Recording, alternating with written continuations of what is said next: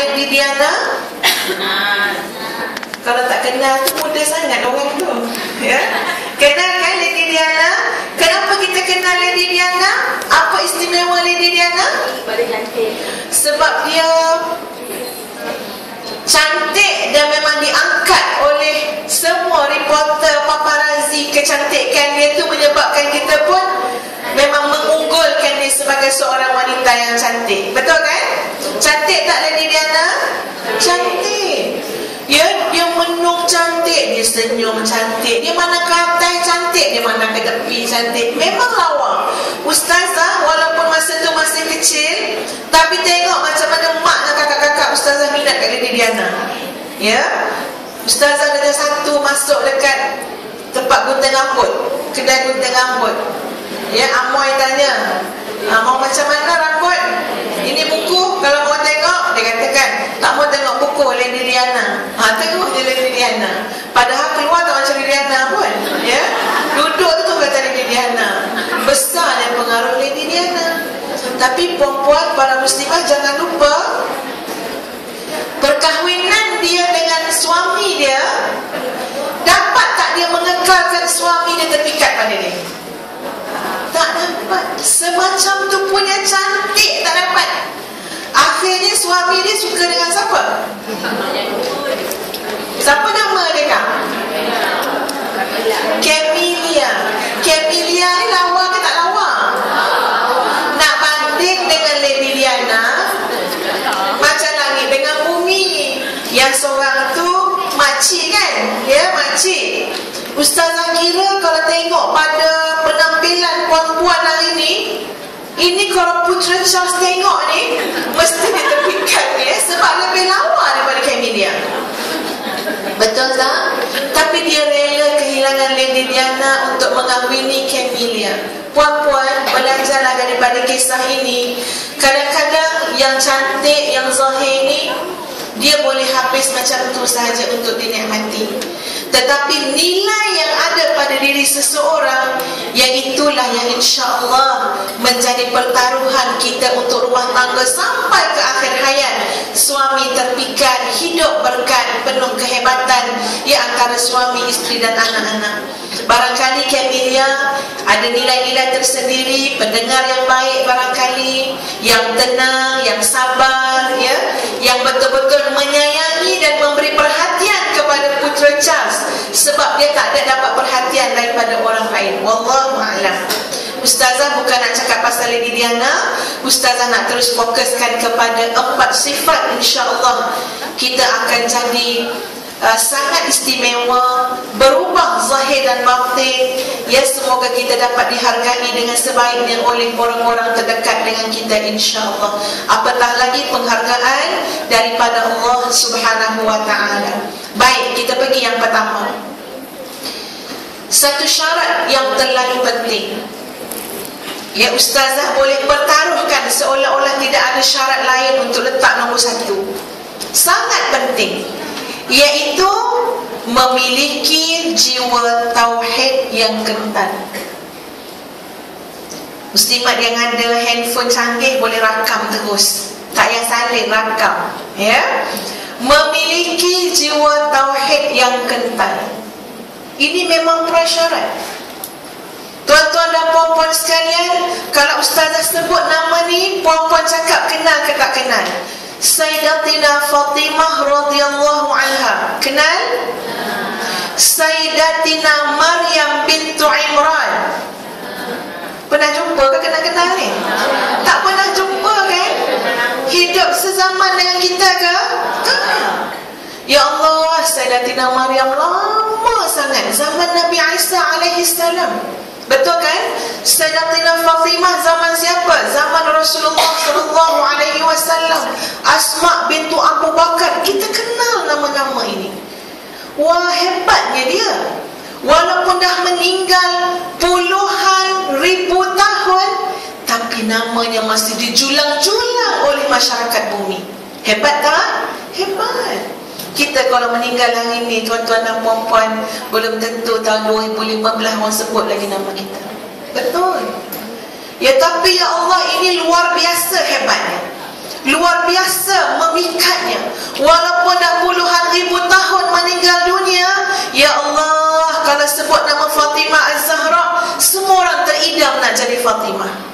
Kalau sebut nama Sayyidatina Aisyah radhiyallahu anha, semua berebut-rebut nak beli buku tentang Sayyidatina Aisyah. Betul kan? Sebut tentang Asma bintu Abu Bakar, ya Allah, kenal sangat nak tahu apa lagi yang dilakukan oleh Asma bintu Abi Bakar. Soalan ustazah, tuan-tuan dan puan-puan, apakah kita terpikat dengan mereka? Kita julang nama mereka kerana rupa paras yang mereka ada? Kerana luaran pada diri mereka? Tidak sama sekali. Tak ada orang boleh lakarkan macam mana rupa Sayyidatina Maryam, ya, radhiyallahu anha. Tak pernah ada orang boleh lakarkan wajah. Seolah-olah wajah itu sudah tidak penting, tapi ceritanya, kehidupannya, kehebatannya sangat penting bagi kita semua. Tak ada orang ambil kisah macam mana rupa Sayyidatina Fatimah radhiyallahu anha. Telah lama meninggalkan kita, tetapi nilai, segala kebaikan, segala teladan yang ada pada Fatimah, percayalah tuan-tuan dan puan-puan, sampai hari akhirat orang mengutip mutiara hikmah daripada kehidupan beliau. Maknanya apa yang mereka ada? Yang mereka ada kembali kepada sifat yang pertama, ciri-ciri yang pertama, mereka memiliki keteguhan jiwa tauhid, keimanan kepada Allah Subhanahu wa ta'ala. Itulah nilai yang mereka ada, yang Allah jamin, nama kamu akan aku jaga sampai akhir zaman. Akan aku buat seluruh manusia terpikat pada kamu. Jangan kata suami kamu, seluruh manusia terpikat pada kamu yang beriman kepada Allah Azza wa Jalla. Itu jaminan daripada Allah Subhanahu wa ta'ala. Sebab itu tuan-tuan dan puan-puan sekalian, mari kita tengok diri kita ni. Kita baru lepas madrasah Ramadan, betul kan? Madrasah Ramadan sekarang berapa Syawal? 23 Syawal. Dan lagi nak puasa 6 Syawal tu. Kalau tak start lagi lah, sebab ni 23, ada 7 hari lagi, ya? Hari ni 23 Syawal. Maknanya dah 23 hari Ramadan meninggalkan kita. Betul kan? Soalan ustazah pada kita semua, termasuk diri ustazah sendiri, siapa yang masih mengekalkan solat witir? Atau solat witir kita telah goodbye bersama dengan goodbye di Ramadan? Betul tak puan-puan? Kita telah bersara daripada solat witir sebaik masuk 1 Syawal. Masa bulan Ramadan beria-ria nanya ustazah, macam mana ya? Mana afdal, dia kata. Ya, solat witir tu lepas sembahyang tarawih ke lepas akad bangun tahajud? Cakap pula akad bangun tahajud tu. Ya. Beria-ria menanya masa Ramadan. Ustaz kata tak apalah kak, lepas tarawih pun boleh, nak buat lepas akad tahajud pun boleh. Ustaznya menjawab, kita sangat concern dengan solat tarawih. Masa bila? Bulan Ramadan. Mana pergi witir kita bulan Syawal? Mana pergi witir kita bulan Muharram? Padahal Nabi kata hampir macam wajib solat sunat witir. Cuma aku tak membebankan umatku. Sebab tu kadang-kadang Nabi buat orang nampak, kadang-kadang Nabi buat orang tak nampak. Tak nak sampai umat terfikir wajib ke sembahyang witir ni, kerana dia di antara sembahyang sunat muakkad yang sangat digalak dan dianjurkan. Tapi tengok, witirnya dah tak ada. Dah 23 hari lah kita tak witir. Kalau yang tak witir lah, yang witir alhamdulillah. Kita baru sangat lagi melepasi madrasah Ramadan. Sepatutnya baru lepas keluar daripada sebuah institusi, nampak lagi dia punya apa? Kesan-kesan pada diri kita sebab belum jauh. Dan di antara kesan yang kita nak lihat ialah soal keyakinan, ketakwaan kita kepada Allah Subhanahu wa ta'ala. Tuan-tuan dan puan-puan sekalian, berbeza sekali seorang isteri yang jiwa tauhidnya teguh dengan isteri yang jiwa tauhidnya sangat macam lumpuh lah, kita kata merosot sangat. Berbeza. Ya, suami kita akan keluh kesah dah duduk dengan orang yang sentiasa murung, sentiasa resah, tak boleh tawakal dengan Allah sebab tauhid. Kadang-kadang dia kata, bang, risaulah saya bang. Asal jumpa isteri je, risaulah saya bang. Pagi tadi risau ke anak, petang risau ke bapa, malam besok risau. Risau je penyakit isteri. Sebab apa? Dia kurang tawakal pada Allah SWT. Risau semua. Besok bang, macam mana ni bang, rumah kita ni kecil dah bang. Besok anak kita dah kahwin, anak baru ambil MPSR, ya? Anak kita dah kahwin, besok cucu-cucu nak balik macam mana? Ya Allah, duduk orang macam ni. Bukan dia je berpenyakit, orang kiri kanan pun dapat penyakit dia juga. Ya, sebab apa? Dia tidak ada akidah tauhid kepada Allah Subhanahu Wa Taala. Tapi ada akidah tauhid, wah macam-macam boleh cakap dengan suami. Tak apa bang, kita usahakan yang halal, jangan bawa balik yang haram dalam rumah. Saya rela yang halal walaupun sedikit, daripada abang bawa balik yang banyak tetapi haram ataupun syubhah jadi darah daging saya dengan anak-anak. Saya rela yang sedikit bang, walaupun halal. Berkali-kali cakap dengan suami. Bukan isteri yang minta itu, minta ini, minta ini, sampai mendorong suami ambil yang haram, sampai mendorong suami ambil yang syubhah. Ini implikasi tauhid yang ada dalam hati kita masing-masing, tuan-tuan dan puan-puan sekalian. Cara kita bercakap, tauhid. Cara kita bersikap, tauhid. Tauhid ni maknanya apa? Yakin dengan Allah, mengesakan Allah, seluruh kehidupannya ditujukan untuk diharapkan ganjaran daripada Allah Subhanahu Wa Taala. Itu makna tauhid. Kalau pengajian tauhid tu bertahun-tahun lah lamanya nak bagi kukuh jiwa tauhid. Sebab tu puan-puan sekalian, tak boleh kita tak menuntut ilmu. Tak boleh. Ya, kalau tak menuntut ilmu, jadi apa dengan kita? Kita faham tak persoalan tauhid? Kita faham tak persoalan fardu ain? Kita faham tak persoalan fiqh? Dan apa yang akhwat lakukan, ya, panggil, buat program, buat majlis ilmu, adalah usaha yang sangat baik yang patut diberikan penghargaan. Sebab jadi amal jariah kepada EJK yang menganjurkan ini pada diri mereka sendiri bila dah meninggal dunia, sebab memberi laluan kepada seluruh ahli untuk menikmati ilmu-ilmu yang boleh mendekatkan diri kepada Allah Subhanahu Wa Taala. Ustazah mohon izin bacakan satu ayat yang merujuk kepada tauhid yang Ustazah sebutkan tadi, ya, dalam surah Ibrahim ayat 24. Bagaimana indahnya Allah memberikan perumpamaan orang-orang yang berjiwa tauhid, orang-orang yang yakin kepada Allah Subhanahu Wa Taala. Ya, kadang-kadang suami kita balik rumah, muka dia masam, murung je kan. Tanya kenapa bang, macam nak marah je ni. Ya, tanya-tanya, dia pun katalah sepatutnya dia yang naik pangkat tapi dapat orang baru masuk dapat naik pangkat. Dia bekerja puluhan tahun tak dapat. Agak-agak kita nak jawab apa? Siapa orang ni? Bangga saya pukul dia contohnya.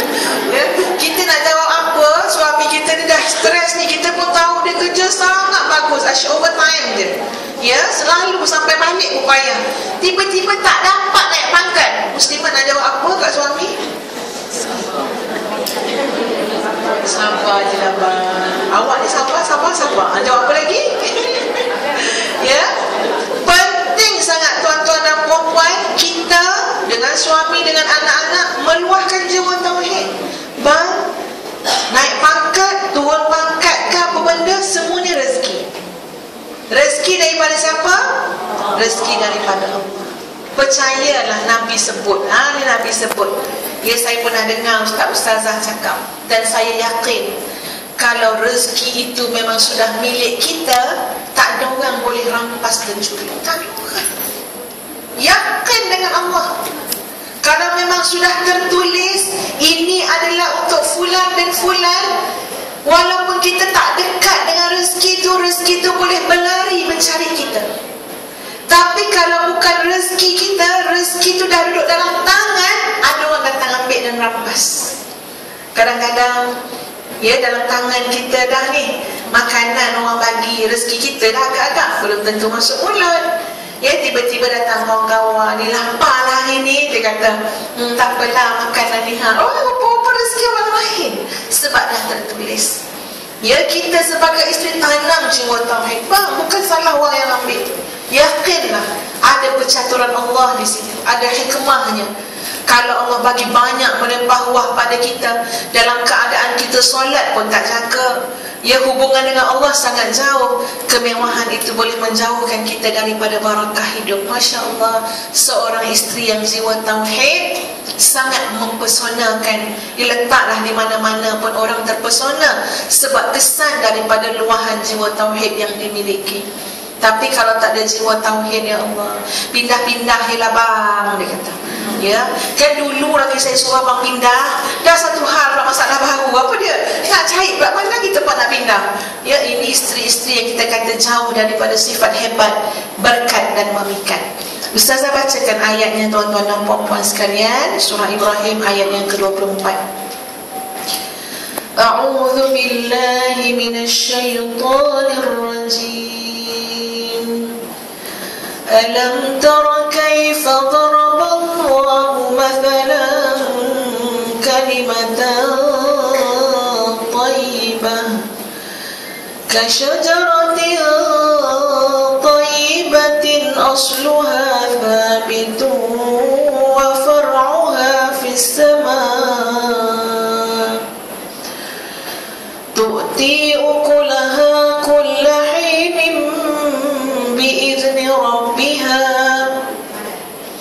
wa yadribu Allahu al-amthala lin-nasi la'allahum yatadhakkarun.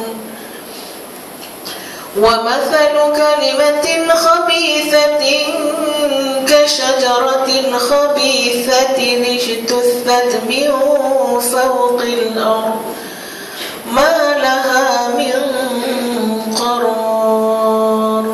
Sadaqallahul azim. Ini bukan perumpamaan daripada ustazah. Ini adalah perumpamaan daripada Allah Subhanahu wa ta'ala. Allah mengumpamakan kalimah tauhid, jiwa tauhid, orang-orang yang bertauhid kepada Allah Subhanahu wa ta'ala ibarat sebatang pohon tauhid. Maknanya, bayangkan saja puan-puan, sebatang pohon. Pohon ni macam mana?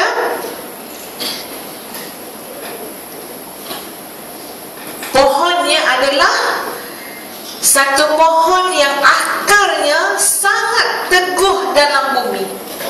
Sebab akar ini nak menampung dahan pokok tersebut yang menjulang-julang sampai ke langit.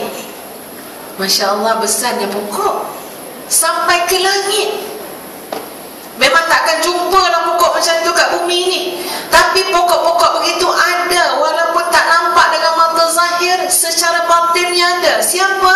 Orang-orang yang benar-benar mentauhidkan Allah Subhanahu wa ta'ala. Sebab itu kita tak heran contoh macam peristiwa Mesir kan, ya, yang mati syahid, yang kena tembak, semuanya seolah-olah jiwa yang sangat kuat dan tabah. Seorang ayah yang anaknya telah meninggal dunia, apa dia kata? Saya tidak mengucapkan selamat tinggal atau selamat jalan kepada kamu wahai anakku. Sebaliknya dia mengucapkan selamat bertemu kembali. Sebab kita akan bertemu insya-Allah, ya, di hari akhirat besok sekeluarga tanpa gangguan sesiapa lagi dalam rahmat dan kasih sayang Allah. Kuat jiwa.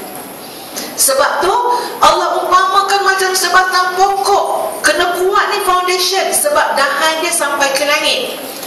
Di mana dahan itu pula kena kuat juga, nak menampung ranting-ranting dan dahan-dahan tambahan, di mana setiap ranting dan dahan ada buah-buahan yang sangat manis. Allah sebut dalam Quran, tu'ti ukulaha, di mana buah-buah itu sentiasa jatuh untuk diberi kepada orang di bawahnya, yang tumpang berteduh. Bukan setakat boleh berteduh, malah boleh menikmati buah yang manis. Gitu sekali perumpamaan Allah. Kalau kita berjiwa tauhid, anak-anak, suami, sahabat-sahabat umpama tumpang berteduh di bawah kita. Dan kita tak buat khianat dengan dia, kita tak sakitkan hati dia. Sebaliknya kita ini umpama orang yang menggugurkan buah-buah yang manis untuk dinikmati. Begitu juga dengan saudara mara, dengan sahabat handai, tuan-tuan. Kalau kita tak ada jiwa tauhid, kerja kita menyakitkan hati orang. Betul ke tak betul? Ya, ada orang jenis macam ni tuan-tuan. Ya, dan puan-puan sekalian, orang yang menyakitkan hati orang lain sebab dia tak rasa dan tidak yakin Allah menilai kata-kata dia. Dia tidak yakin Allah memerhatikan dia. Dia tidak yakin apa saja yang dia cakap dan yang dia buat, Allah pasti akan balas baik ataupun buruk. Sebab itu ada orang-orangnya tuan-tuan dan puan-puan sekalian, yang Nabi sebut begini, seburuk-buruk manusia ialah yang apabila orang lain takut bertemu dengannya kerana takutkan kejahatannya. Agak-agak ada tak orang macam tu? Ya, kita pergi kerja kan, ya nak pergi punch card ni, ya katalah punch card ni dekat satu bilik, kita berharap-harap, ya Allah janganlah aku bertembung dengan si Minah tu. Ya, sebab apa? Kalau bertembung menyakitkan hati. Ada tak orang macam tu? Ada. Sekali kawan telefon kita, jomlah pergi kantin. Tak nak lah. Ya, hari ni dia tak datang kerja lah, dia MC 3 hari. Oh ya kan, nak lah. Jadi nak pula. Ya, masa orang tu tak MC, tak nak. Sebab apa? Takut nanti nak nampak kat kafe, mana nak jumpa orang macam ni. Sebab apa? Kerja dia laser je, meleza orang. Tak pandai cakap yang elok-elok. Jauh sekali nak tanya khabar anak-anak, jauh sekali tuan-tuan dan puan. Tak pandai untuk bercakap yang baik. Tak nak menjadi ibarat pohon tauhid yang boleh menggugurkan buah-buah yang manis untuk dinikmati. Dia seronok dapat menyakitkan hati orang, sindir orang dan sebagainya. Ada perempuan, ustazah bukan bercakap kosong, tapi orang-orang kita memang wujud. Tapi orang-orang yang Allah bimbing dia, beri petunjuk, wah kata-katanya juga terbimbing. Kita jumpa dia senang hati perempuan. Ada orang yang dah meninggal dunia disebut-sebut, kalaulah Kak Timah ada lagi, dialah orang pertama yang datang majlis kenduri ni. Ringan tangan, mulut tak bercakap banyak. Orang sebut kebaikan dia walaupun dia dah meninggal dunia. Tapi ada orang bertanya, dia ke mana jiran kita tu? Oh, dia ke overseas. Syukur, alhamdulillah. Ya, ada orang sampai macam tu, dia melayan, respon dengan orang lain. Sebab apa? Sebab akhlak. Sebab apa pula akhlak? Sebab dia tidak ada nilai tauhid kepada Allah Subhanahu wa ta'ala. Dia tak tahu, disukat diukur oleh Allah setiap perkataan dan perbuatan dia.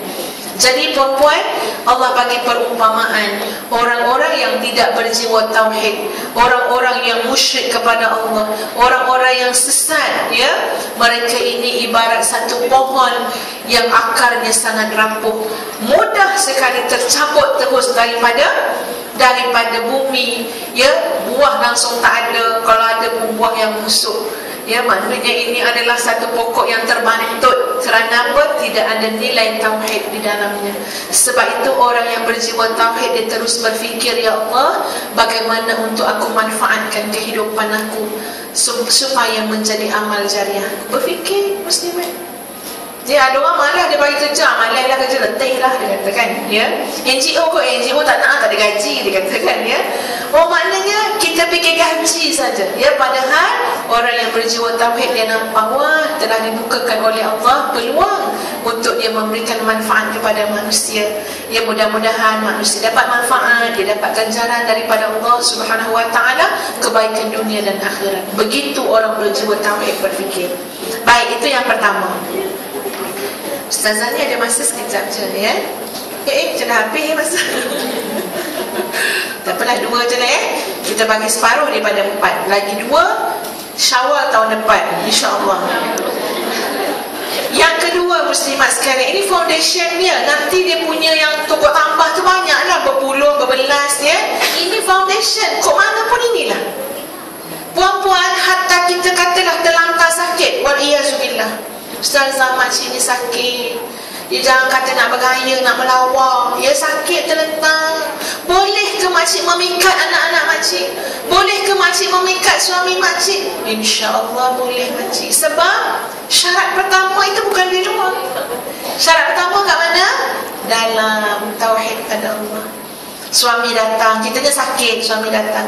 Bayang ya perempuan, kalau tak ada nilai tauhid, katalah letak kita kat tingkat bawah, suami naik tingkat atas, rumah 2 tingkat, terdengar kat bawah orang mengeluh, aduh, mana orang dalam rumah ni? Dia kata aduh, 24 jam punya orang mengeluh kat bawah. Agak-agak lemah tak suami tu? Lemas dia. Sebab apa? Kita tak cukup kuat menanggung ujian cabaran daripada Allah Subhanahu Wa Taala.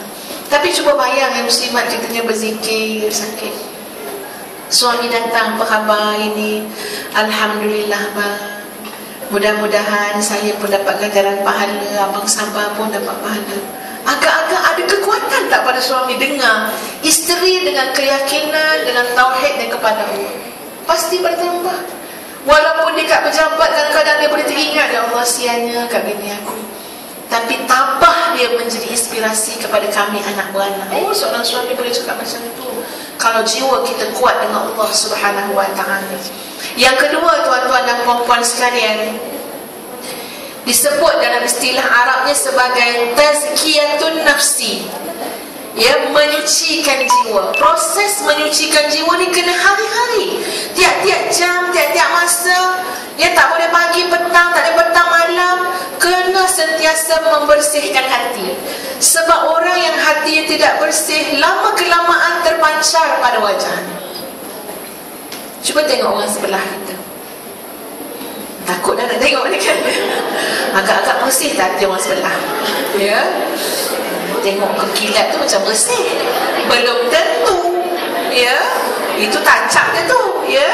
Belum tentu hati ni. Tapi Tuhan Maha baik. Yang hati duduk kat dalam orang tak nampak, tuan-tuan. Baiknya Allah. Kalau hati tu duduk kat luar, letak kat pipi contohnya kan, ya, hitam pun nampak, busuk pun bau, Allahu Akbar, kesian pula kita. Tapi Allah Maha baik. Tak apa, aku bagi kau masa yang cukup untuk bersihkan, untuk beri kekuatan kepada hati, untuk bersifat dengan sifat hati yang baik, buang sifat hati yang tidak baik. Percayalah, orang boleh merasakan nilai hati kita semua, boleh rasa. Ya, sebab itu sesuatu yang datang daripada hati pasti akan sampai ke hati juga. Mana orang tu tahu kita ni cakap daripada hati ke tidak? Ya, tapi Allah yang mengatur segalanya. Dari mana nak keluar, ke mana nak pergi, nak sampai ayat-ayat ni. Kalau dari hati, insya-Allah sampai juga ke hati. Sebab persoalan hati sangat besar dalam kehidupan, sangat besar. Sebab tu hati kena bersih. Ustazah bawa contoh ya muslimat sekalian. Tak bisa minta maaf, kena ada beberapa orang lah yang kena bersama-sama Ustazah contoh ni. Okey, contoh Ustazah nak minta antara muslimat semua supaya jawab soalan atau bagi pandangan. Ustazah nak pilih yang katalah yang tudung purple, kan? Dia tudung purple muda. Sebab sebelah sini pun purple juga nampak. Tudung purple muda.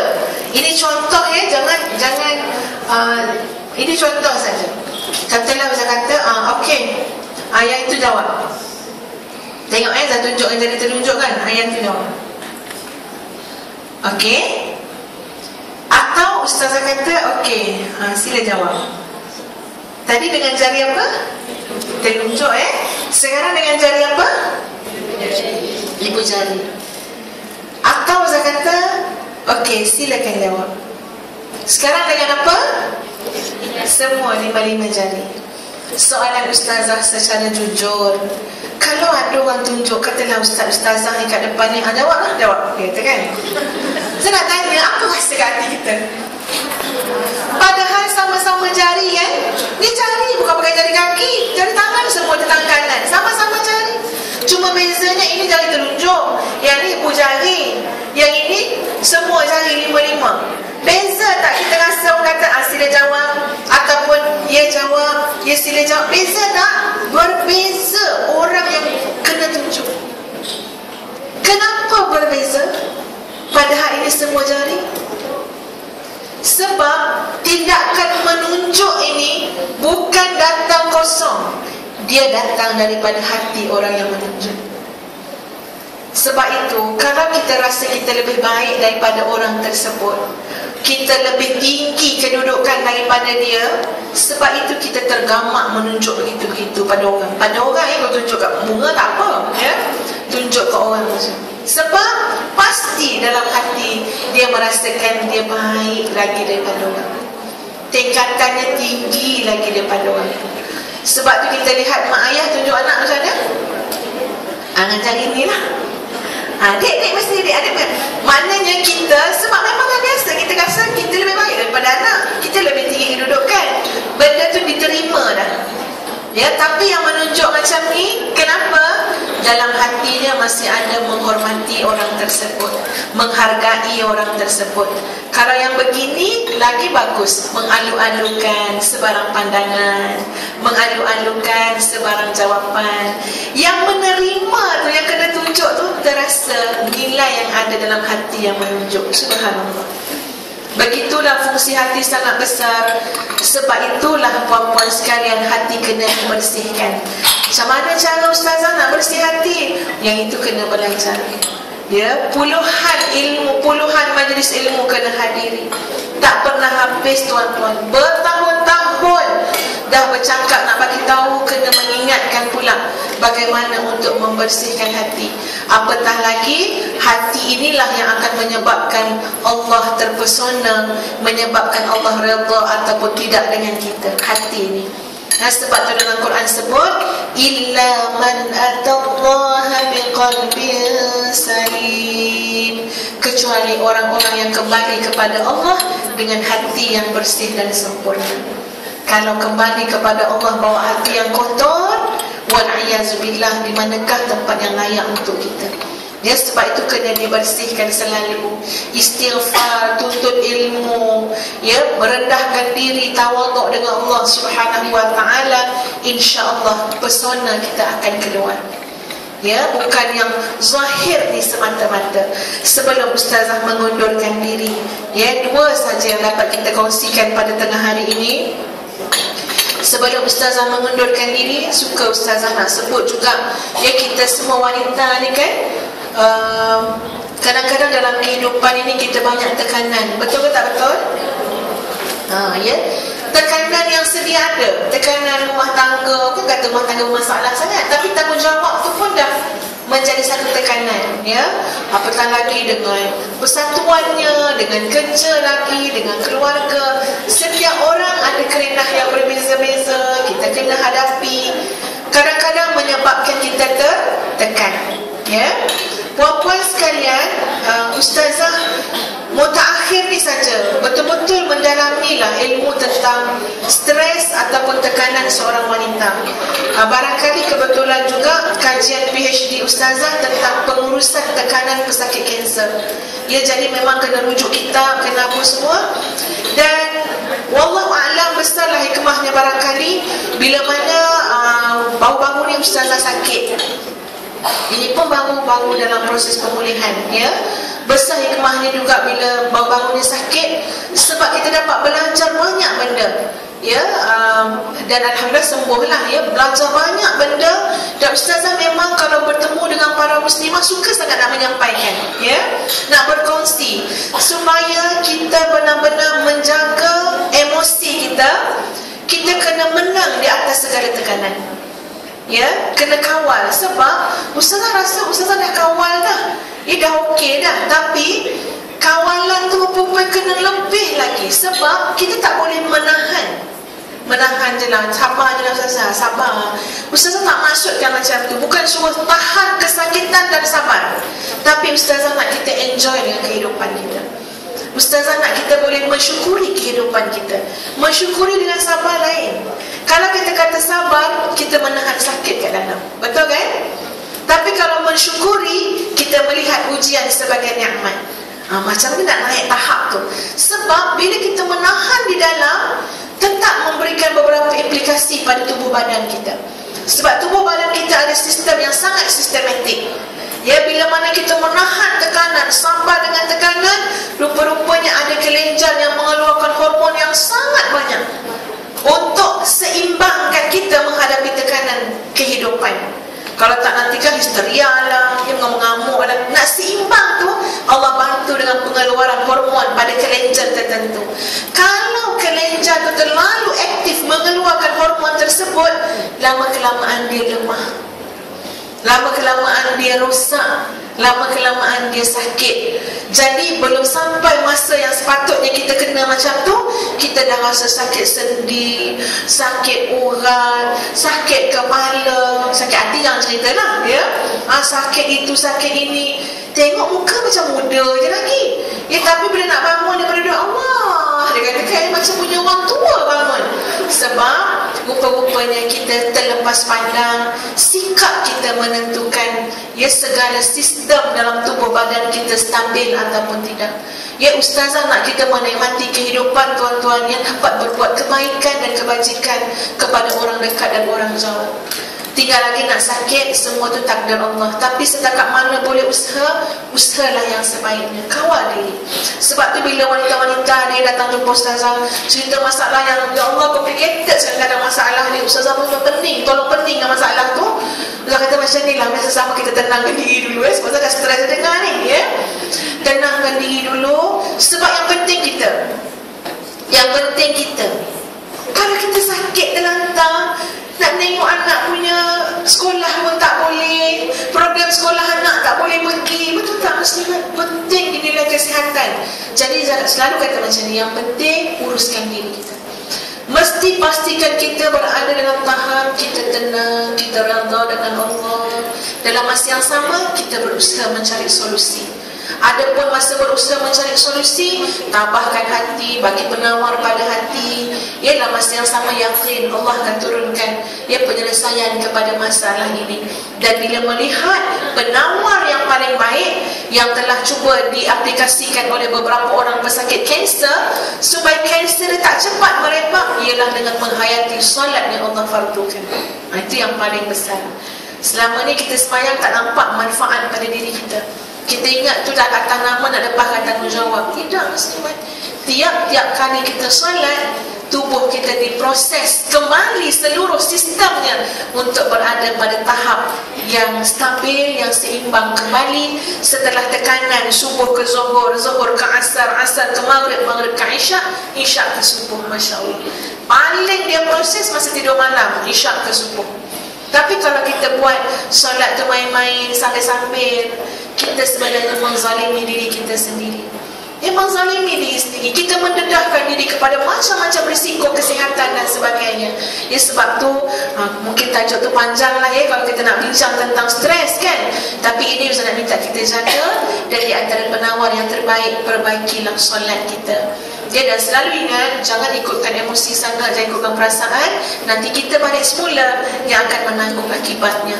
Masalah itu memang ada di mana-mana, dan masalah ini perlu ada supaya kita dapat membina hubungan dengan Allah Subhanahu Wa Taala. Sebab dalam Quran sebut wasta'inu bis-sabri was-salah, minta tolonglah pada Allah dengan sabar dan solat. Orang yang minta tolong adalah orang susah, orang berhajat pada Allah. Kita semua ni orang susah. Kita semua ni sangat berhajat kepada Allah. Tapi Allah tengok dia ni tak rasa berhajat pun, tak nampak macam berhajat pun, semayang leka-leka je, Allah bagi ujian sampai rasa berhajat, baru pandai semayang khusyuk. Jadi tuan-tuan dan puan-puan sekalian, dua saja yang dapat ustazah kongsikan pada hari ini. Mohon ampun banyak-banyak ada kesalahan, kesilapan dan sebagainya. Ustazah bersama-sama dengan wakil UTM tempat ustazah mengajar. Di sana ada satu fakulti biokimia, maknanya bahagian kimia, tapi yang berkait dengan tubuh badan manusia. Di mana satu kajian yang dianggarkan gerannya dekat nak 1 juta, 2 juta untuk kaji dalam tubuh wanita, apakah satu bahan yang sangat senang diserap dan sangat perlu kepada seorang wanita. Kajian tersebut mendapati yang Allah ciptakan di alam ini dah ada dah. Dia cuma nak proses sikit saja. Sebab kenapa yang paling original iaitu kacip Fatimah. Jadi ustazah kasihan tengok produk-produk ni dah research dah berjuta-juta, tapi oleh kerana universiti bukan nak marketkan ria kan, dia bukan nak bisnes.